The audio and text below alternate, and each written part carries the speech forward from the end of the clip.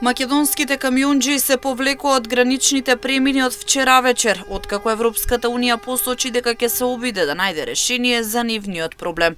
Иста одлука донесоа и превозниците од Црна Гора, додека транспортерите од Србија и Босна и Херцеговина и денеска продолжуваат со блокада на товарните терминали на граничните премини.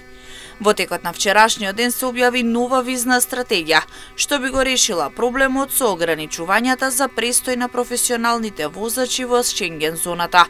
Во вторник на 3 февруари ќе се одржи состанок на министрите од сите земји од Западен Балкан со представници на Европската комисија за проблемот на превозниците од регионот во Шенген зоната.